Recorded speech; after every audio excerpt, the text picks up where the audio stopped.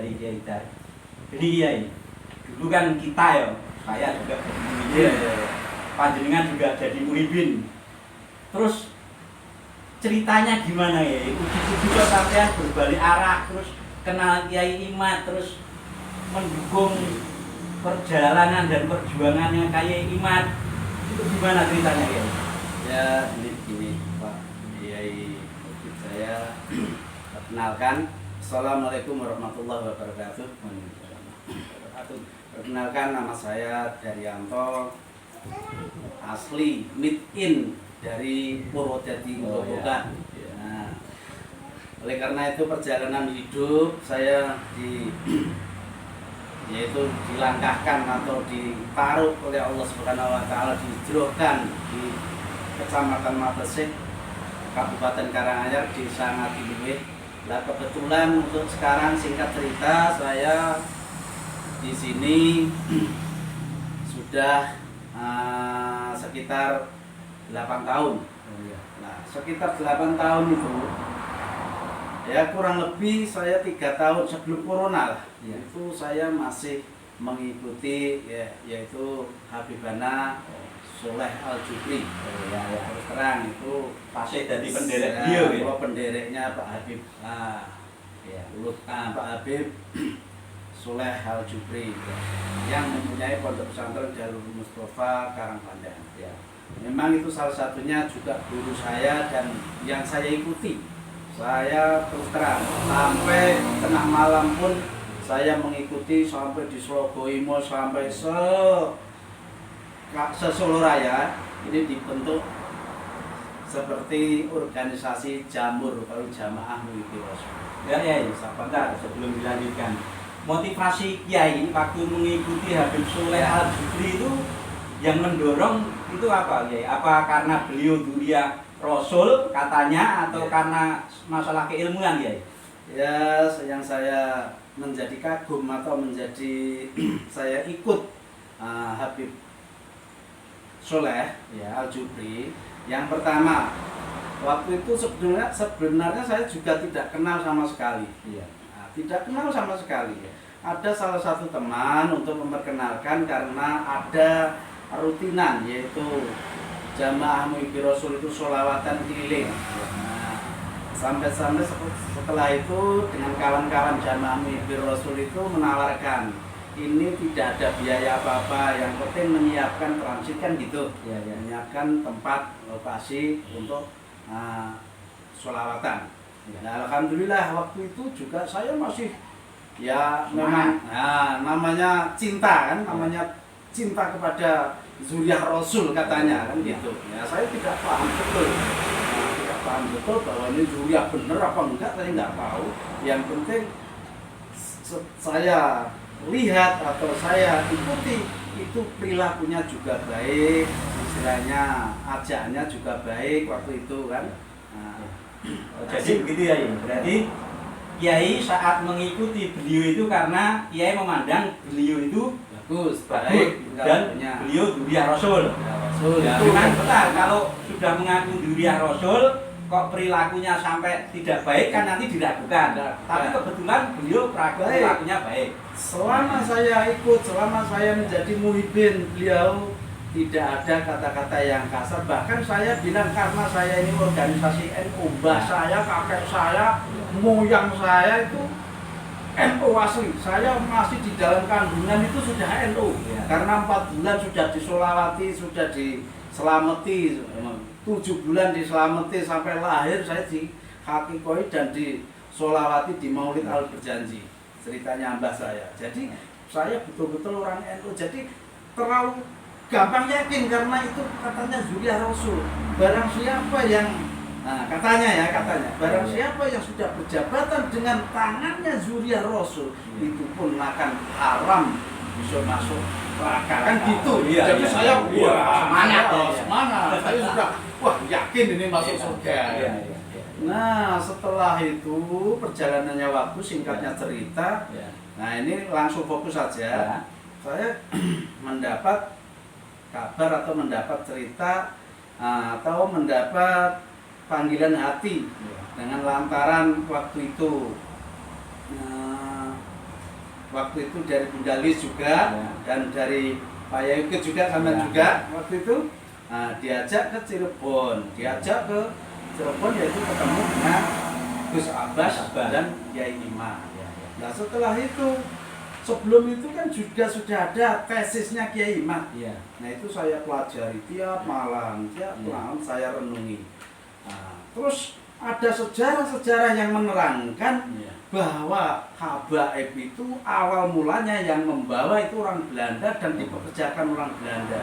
Nah, sampai sekarang ternyata diteliti oleh Kiai Imam dengan ilmiah atau dengan sejarah, kok betul-betul kayaknya nggak nyambung. Itu saya masih apa ya apa enggak gitu, masih ragu apa ya apa enggak.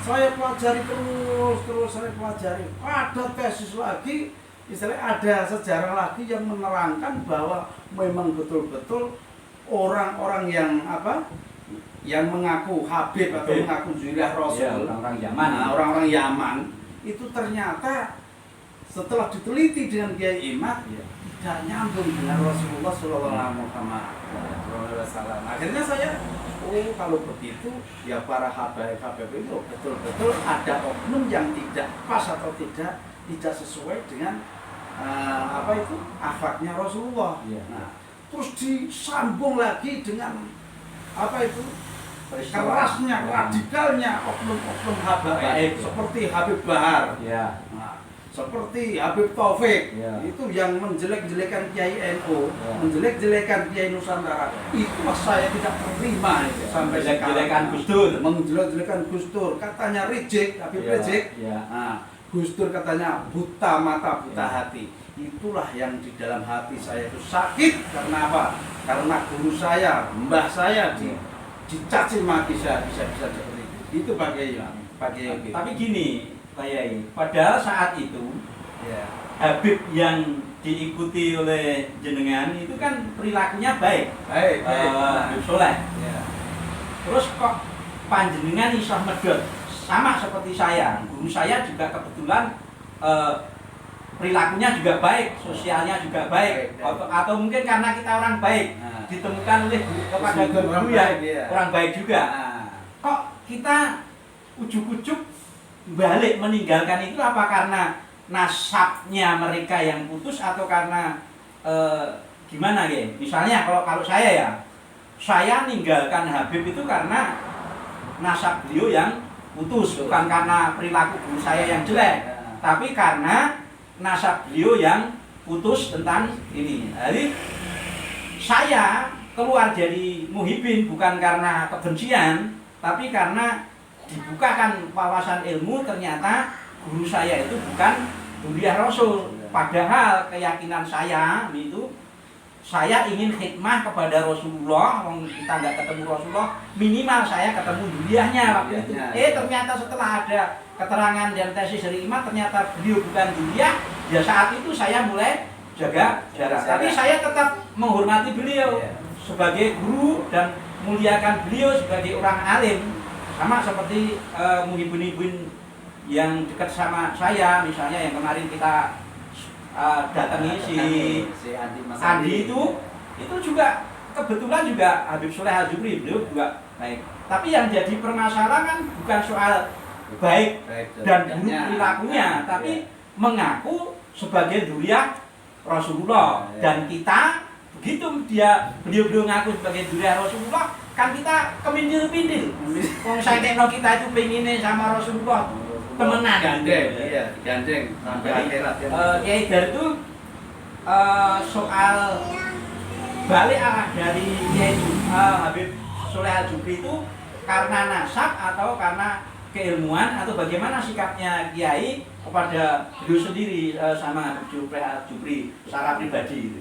Ini secara pribadi saya dengan Habib Soleh Al-Jubri itu tidak ada masalah, istilahnya tidak ada istilahnya rasa, istilahnya benci atau kecewa, tidak. Bagaimanapun itu tetap alim. Salah suatu guru saya juga orang-orang termasuk orang alim. Tapi ya itu, kalau masalah untuk menghormati atau kita itu istilahnya ketemu namanya, itu tetap saya hormat sebagai dia guru, walaupun dia bukan zuriyah Rasul ya. Iya. Walaupun dia mengaku entah apa, tapi di dalam hati saya kan tidak mengakui bahwa itu zuriyah Rasul. Tapi kalau masalah guru saya akui, oleh karena beliau sudah pernah mengajari saya, tetap kita hormati ya. Tetap kita hormati, mengajari kebaikan, mengajari sopan santun kepada siapapun, itulah juga saya pakai dan saya amalkan.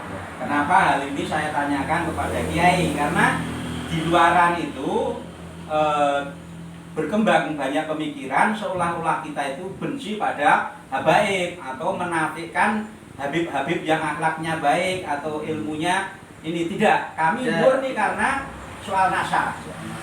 Beliau memang kalau memang nasabnya tidak nyambung ya sudah, kita hormati beliau karena kealimannya, karena kesepuhannya, karena gurunya, bukan soal nasab. Kalau nasab kita berlepas diri. Nah, kita mengikuti apa yang menjadi tesisnya Kiai Imam. Jadi ini kalau bagi saya Pak Yayud ya. Jadi untuk menghormati sesama, untuk menghormati orang alim, untuk menghormati istilahnya sesepuh, itu tidak pandang istilahnya itu nasabnya Wali Songo, itu nasabnya istilahnya Habib, itu tidak. Tapi kita gini, kalau saya pribadi setelah mengetahui ternyata yang mengaku katanya itu oknum zuriyah Rasulullah itu bukan zuriyah Rasulullah, tapi ilmunya bagus, ilmunya soleh, orang yang alim, itu tetap kita hormati dan kita tetap mengambil ilmu kebaikannya. Tapi kalau untuk menghormati, kalau dengan orang yang mengaku zuriyah Rasulullah harus begitu kita tunduk dan kita belosor, itu bukan karakter saya. Nah, dan jadi, saya gini, setelah tahu silsilah, membaca silsilah atau sejarah yang betul-betul nyambung kepada Rasulullah itu zuriyah Wali Songo, para Wali Songo, sunan-sunan atau wali-wali yang ada di tanah Jawa. Nah, disitulah kita makanya ayo kita kembali kepada istilahnya amaliyah Wali Songo yang telah dijalankan, telah dilakukan, telah diamalkan kepada kiai-kiai sepuh, kiai-kiai Nusantara. Di situ pesan saya. Jadi intinya gini ya. Jadi Kiai waktu berpaling dari Habib itu bukan karena kebencian, bukan karena akhlaknya baik atau tidak baik, tapi murni karena keilmuan bahwa ternyata beliau itu bukan zuriyah Rasulullah. Sementara sebagai ulama ahli sunnah wal jamaah, kita punya kewajiban untuk mencintai zuriyah Rasulullah. Ya, maaf para habaib, bukan kami pergi dari panjenengan itu bukan karena benci, tapi kami berdasarkan ilmu keyakinan yang sudah kami terima. Maka maafkan kami tetap hormati panjenengan sebagai guru, sebagai orang alim.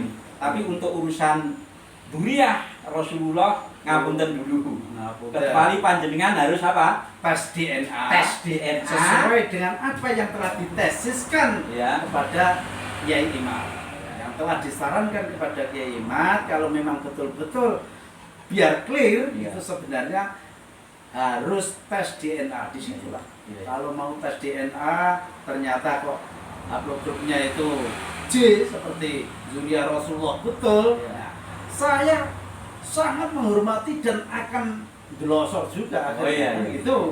Tapi kalau grupnya itu masih G, yang Yahudi, ya saya hormati itu aja. Karena hati tidak bisa dibohongi, bisa dibohongi. Ini terus yang terakhir Kiai. Bagaimana pesan Kiai terhadap untran-untran masalah nasab ini yang meragukan habaib? Pesannya kepada terutama jamaah NU, terus kepada pengurus-pengurus NU yang mempunyai tanggung jawab terhadap jamaahnya, itu pesan Kiai gimana? Harus gimana orang-orang kuburan itu? Terus harus bagaimana jamaah NU terhadap masalah urusan nasab ini? Monggo. Ya, ini untuk terakhir kali pesan dari saya. Sebenarnya saya itu juga orang awam, orang bodoh, orang nggak tahu apa-apa. Dan saya alhamdulillah oleh Allah istilahnya itu diberi kepercayaan, yaitu ternyata sedikit demi sedikit juga, walaupun cuma beberapa pelintir orang juga mempunyai jamaah, ya, itu disepuhkan lah istilahnya, juga disepuhkan, dan saya di Ngadiluwe sebagai Rois Suryah Ranting Ngadiluwe. Nah, di ranting NU di Ngadiluwe. Nah, pesan saya, oleh karena ini orang bawah, seperti saya ini orang bawah, jadi tolong kepada seluruh warga NU, sesepuh-sesepuh NU yang ada di Kabupaten Karanganyar misalnya ya, itu ayolah kita mentelaah atau mempelajari tesisnya Kiai Imad, dan kita bareng-bareng memahami, dan sebenarnya memahami dan pelajari itu bukan untuk kita sendiri, tapi memikirkan anak cucu kita yang akan datang 10 tahun, 20 tahun, 30 tahun, 100 tahun yang akan datang.